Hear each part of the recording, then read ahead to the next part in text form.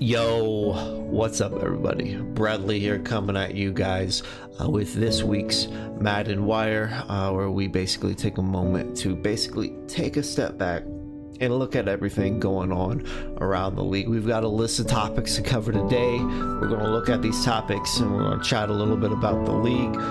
Season 1 is rapidly wrapping up. We are in week number 13. And I feel like things are in a great place. I feel like the core is really starting to form.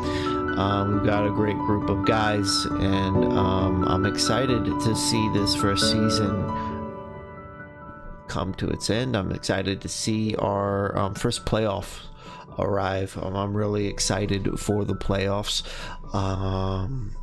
Almost there. Diving into the topics though.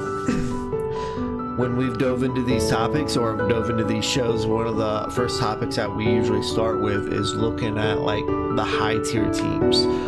At the moment, we only have 2 teams left that have 1 loss.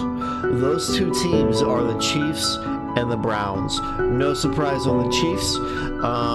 Browns, if you're familiar with Estrada, really no surprise there either. Both of these 2 guys, I mean, they're top guys.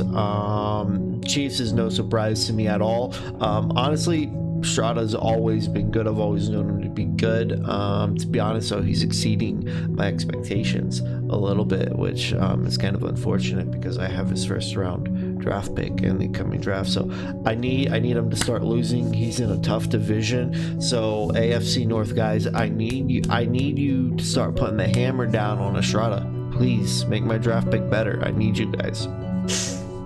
We'll talk more about the AFC North in a hot moment though. There's one team though.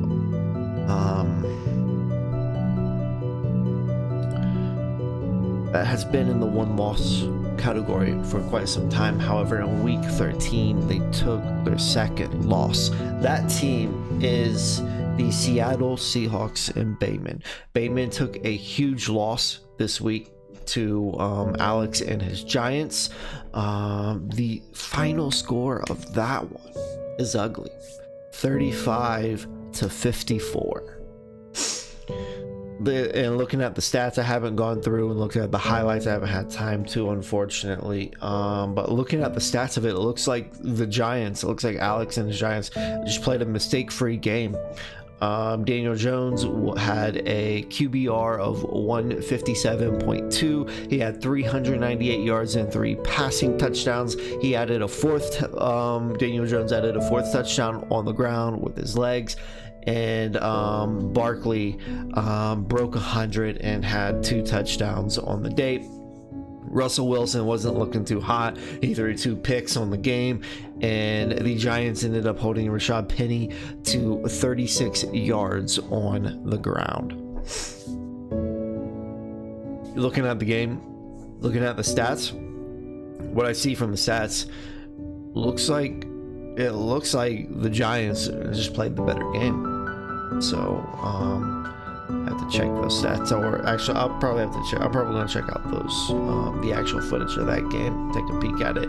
But it looks like Alex just straight up played the better game. It does look like there was 2 attempts to play it. I don't know if they had issues connecting at first, or maybe there was a DC. I'm not really sure, but it does look like there was 2 attempts at playing it. There has been, speaking of how we've kind of spoken about Bateman and the Seahawks before, another team that we've featured a lot on this show so far has been the Packers. The Packers and Dre Smith Gaming. Unfortunately, Dre Smith Gaming is no longer with us. We have a new Packers owner, and that new Packers owner, good luck to him. He's coming in with a great team in a good spot, ready to make a playoff push. So it'll be nice to see how the rest of that season plays out. And Packers pretty much has like a walk-in to the playoffs from what Dre Smith Gaming had previously done with the team. So the guy's got a golden opportunity in his hands. Let's see what he makes of it. Too early to tell though, or make any verdict about this guy. I'm not really too familiar with him, so we'll see what he's able to do. He's coming in with a good spot. I mentioned we will talk a little bit more about the AFC North.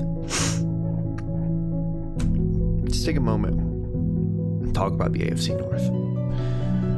The AFC North, they obviously have Estrada and his Browns at 11-1. They have another team there's another team in the AFC North that we've spent a lot of time chatting about, and that's the Steelers. Currently, the Steelers are sitting at 7-4. We've hyped them up massively. They were my pick in the previous episode to make it to the Big Bowl. With Dre Smith Gaming, who's no longer with us, and I predicted that Dre Smith Gaming would go over on Canes and his Steelers. Well, Dre Smith Gaming's no longer here, so we'll throw out my Super Bowl prediction. I was wrong because Dre Smith couldn't hang. However, what does this mean for the Steelers? Does this mean that by default he becomes my pick to win the Super Bowl? I think honestly what has happened here is I've cursed both of these guys. I cursed Dre Smith Gaming by picking him to win the Super Bowl. I've cursed Canes by picking him to make the Super Bowl. There's a chance now that Canes and his Steelers doesn't even make the playoffs. With the season they've had, you would think that that's crazy talk. Is it? Let's take a moment and look at the AFC North. We have Estrada and his 11-1 Browns. Do you know that Canes and his Steelers aren't even the second best team in the AFC North right now? The Bengals are sitting at 8-4, and then we have the Steelers sitting at 7-4, and additionally we have the Ravens sitting at 7-4. Browns 11-1, Bengals 8-4, Steelers 7-4, Ravens 7-4. The AFC North is packed with powerhouse teams and powerhouse owners. Kind of new to the Bengals owner, so still getting a feel for him. Estrada, though, is a top guy. Canes is a top guy. Fun Guy and his Ravens. Fun Guy has always competed. I've never seen him as the top guy. He has made bowls before. And prior to this season, I don't think I would have, prior to going into this season, I don't think I would have put Canes at a much higher pedestal than Fun Guy. I would probably have ranked Fun Guy, or I probably would have ranked Canes above Fun Guy. But both of them have top teams, right? Both of them have grade A teams. And honestly, on paper, I think Fun Guy, I think everybody would agree that Fun Guy has the better team out of the box. Canes, though, has gotten a lot of hype with his performances so far in the league. And Fun Guy's kind of been flying under the radar. Don't count him out, though. Don't overlook him. This is a tough division. There are no easy wins in this division. Looking at these four teams here, Browns, Bengals, Steelers, and Ravens, any of these four teams could win out. If Ravens wins out, if Fun Guy is able to win out, and the Bengals are able to win out, and maybe Kane struggles a little bit, we could easily see there are many scenarios at play where Canes could miss the playoffs. Maybe I've cursed him by picking him to make the Super Bowl. I don't know. You might say, though, now wait a minute, remember there are 3 wild card spots right now. This is true. And there are half of the divisions, there's a lot of crappy teams in the AFC. However, there are other teams in the race for wildcard spots. Looking around the AFC, in the AFC South, we have the Jags and the Colts, both with 7 wins. And then in the AFC West, there's the Chiefs with 11 wins. They're going to win their division. And then behind the Chiefs, we have the Broncos and the Chargers with 7 wins. and then biting at their heels. Probably not going to make any noise, but could kind of complicate the picture a little bit. The Raiders are sitting at 5 wins. So it looks like most of the competition for those wild card spots is going to be from the AFC North. There are other teams, though, still biting at the bit and trying to get those spots. So I picked in the previous video last week, 1 week ago, I picked Canes to make it to the Super Bowl. Now, as we've had a week of progression in the league, there's a chance he doesn't even make playoffs. I want him to make playoffs. My ideal scenario is all 4 of the AFC North teams make the playoffs. That would be cool. We'll see what happens though. Looking at AFC divisions though, brings us to a division. I want to shift gears a little bit. I want to look at a particular division in the NFC. My personal division, the NFC South. There is a team early on that we hyped to no end. We put him a mile above all of the other guys. Now though, he's sitting at 7-4, and that is South and his Falcons. Early on, after that first stream game that we did for the league on the league channel, Falcons looked unbeatable, and with his early performances, he looked a grade above everybody else. The NFC South, though, it's biting at his bit. It's biting at his ankle. He has fallen to 7-4, and then there are still the Panthers. They're at 7-5, and then additionally we have the Saints at 6-5. South early on was a mile above everybody else as the season has progressed, though. It looks like he's fallen back a bit, and his division is biting at his bit. Unfortunately, I'm not there biting at his bit. I only got 1 win on the season. It's fine though. I'm gonna get 2 more wins though. I guarantee 2 more wins. South hasn't played Cincy yet, so he's still gotta play me twice. I'm gonna give him 2 losses. I'm gonna sweep. You hear that? I am gonna sweep South and his Falcons. JK. But kind of like an asterisk next to South though. I talk about how South has fallen from grace, right? He was originally a mile above everybody else, but now he's fallen to 7-4. There's an asterisk beside that, and that asterisk is 3 of his losses. 3 of his losses are sim losses. South is in this boat because he's put himself in this boat. I'm not really sure what's gone on that led to these 3 sim losses, but 3 of his losses are sim losses. His only actual loss was week 5 versus his NFC South division rival, the Carolina Panthers. South fell to the Carolina Panthers in week 5 in a 42-48 loss. I think if South plays his games, he's a shoo-in. However, if he continues to take a sim loss here, a sim loss there, all he's doing is putting the Panthers and the Saints in a place to rob him of his division.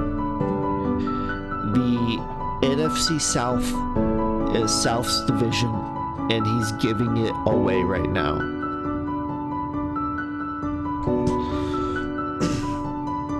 I should be careful though, because I still gotta play South 2 more times, right? Twice. Speaking of me being careful on what I say on this, I was served a plate of crow. I've been busting the butt of the Rams, and in the previous episode we did of this, I rode them pretty hard. The advance following that episode, I was lined up with him, and he put a thumping on me. He whipped me up 49-19. It's fine. He said before going into it, he was going to run up the score. That's what he did. he ran it up. He played a little dirty. Though in the aftermath of the game, he denied it. Though I could screenshots of him saying that was his plan, and it's obvious to anyone who watched that game that he's running it up. But I mean, it is what it is. Like, there are no rules against it, and like, I can take my loss, right? He whipped me real good. However, for someone that was adamantly trying to run up the score, I expected more. And what that score doesn't tell you, in the first half, I was in that game, and there was a point in that game when I was actually in the lead. I believe, maybe, I don't know. But at the end of the day, he whipped me up real good. And he has gone on a run since that. Since he was blasted, he has gone on a run. He whipped me 49-19. He follows up by whipping the 49ers 45-21. And then he follows up by whipping the Cardinals 42-7. He's gone on a run. However, an asterisk that I would put by this run, if you look at his schedule in the games he has played, I ask, who has the Rams beat? I look at the games he's played, and I only see one game where he has played someone that I would consider a top guy. And that one game was a game he got crushed. I am not sold at all on this Rams team. My prediction for this Rams team is 1 and done in the playoffs. That's my prediction for the Rams. 1 and done. 1 and done. 1 and done. 1 and done. Love you, Rams. Shifting gears a little bit, we're going to kind of bring this in, and we're going to work on wrapping it up a little bit. There are 2 more things I want to look at, and those 2 things are 2 rookies in the league, both of them hailing from the city of Los Angeles. The first comes to us from the Los Angeles Chargers, rookie quarterback Justin Herbert. He is running away with things. He's running away with things right now. He is number 1 in passing yards in the league. He almost has 500. He has about 500 more yards passing than the quarterback with the second most passing yards, which is, I believe, Patrick Mahomes. Justin Herbert is sitting at 4,337 yards on the season. We are potentially looking at a 5,000 yard passing season from the rookie quarterback from the Los Angeles Chargers. I'm rooting for him to get that 5K. The second rookie I want us to look at, hailing also from the city of Los Angeles, this time coming to us from the Los Angeles Rams. I busted the butt of the Rams, right? However, he still has an amazing record, and a big part of that record is his rookie running back, Cam Akers. There is no running back in the league that is even biting at Cam Akers' ankles right now. Cam Akers has 1,682 yards on the season. We are potentially looking at a 2K rushing season from Cam Akers. He has 30 touchdowns on the season. Cam Akers has about 300 more yards than the running back with the second most yards, which I believe is Joe Mixon. He also has 8 more touchdowns than the second best running back in the league. An asterisk that I will put by this, though, is he does have about 62 more rushing attempts than the second best back in the league. So he's getting a lot of work right now. The Rams are a run first, run heavy team. They, though while they are run first, they are relatively balanced, leaning more towards the running side of things. Altogether on the season, the Rams, they have 202 passing attempts with 285 rushing attempts. This means that on the season, the Rams are leaning to a 58.52 running focus, which is very much in bounds of league rules, as we have a 70-30 split on running and passing. Overall, like, I look at everything going on in the league, and we have a lot of amazing things going right now. We've had a little bit of turnover these last few weeks, which, I mean, it's to be expected. Anytime you start a new league, you're gonna have turnover. There's a lot of turnover in the first season, and honestly, we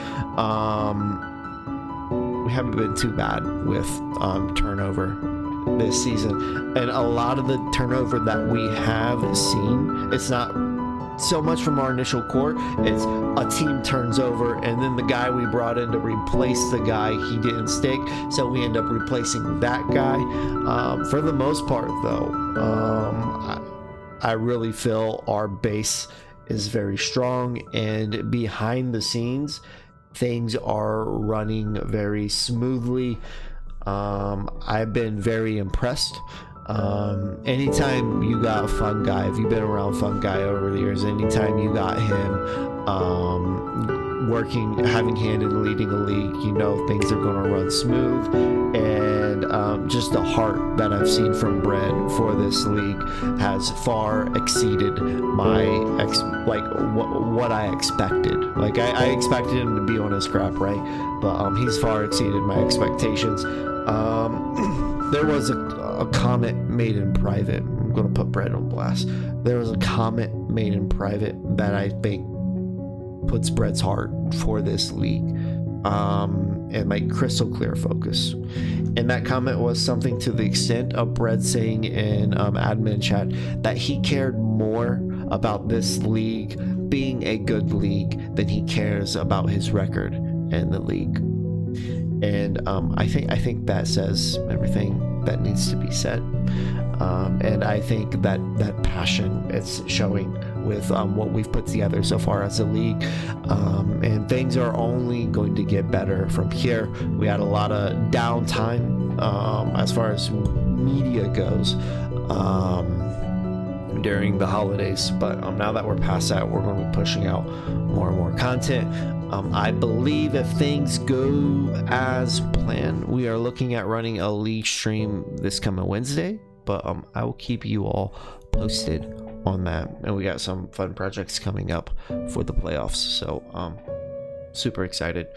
Anyways, everybody, if you haven't got your week 13 game in, get it in, and good luck to everybody going forward. And really, the person that's really going to need good luck is South and his Falcons, because he's got to play me twice.